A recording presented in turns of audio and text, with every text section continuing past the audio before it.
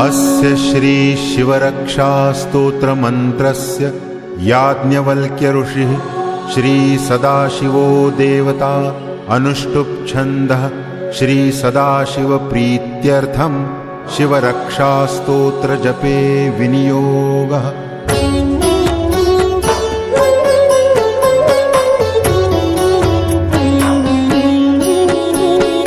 चरितं देवदेवस्य महादेवस्य पावनम् अपारं परमोदारं महादेवस्य पावनम्।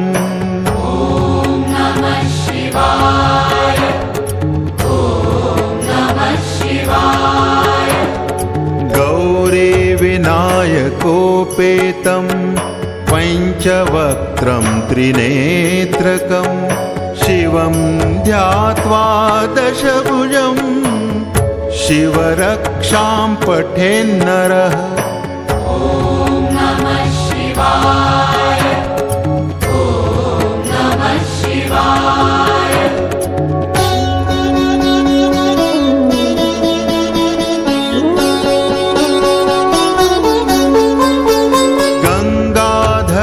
शिरः पातु भालमर्धेन्दुशेखरः नयने मदनध्वंसी कर्णो सर्पविभूषणः।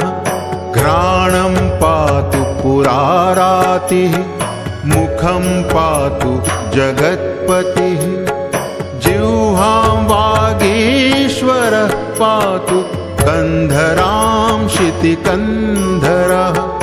ॐ नमः शिवाय ॐ नमः शिवाय।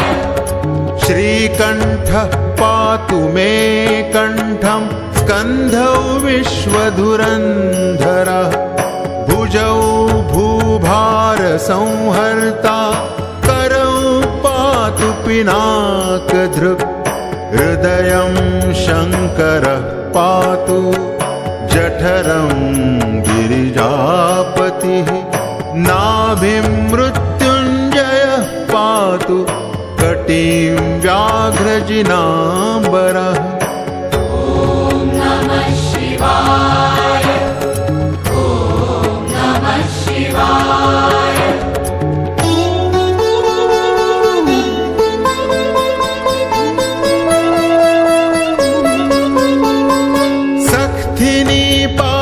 दीनार्त शरणागतवत्सलः गुरु महेश्वरः पातु जानुनी जगदीश्वरः।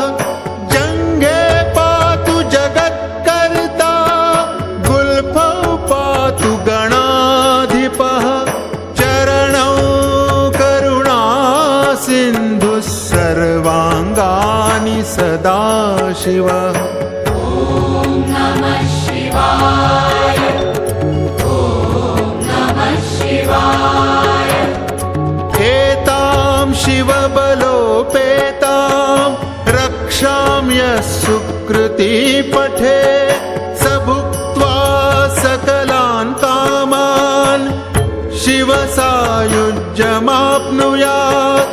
ग्रहभूतपिशाचाद्या त्रैलोक्ये विचरन्ति ये दूरादाशु पलायन्ते शिवनामाभिरक्षणात्। ॐ नमः शिवाय ॐ नमः शिवाय ॐ नमः शिवाय ॐ नमः शिवाय ॐ नमः शिवाय ॐ नमः शिवाय। अभयङ्करनामेदं कवचं पार्वतीपतेः भक्त्या बिभर्ति यः कण्ठे तस्य वश्यं जगत्त्रयम्।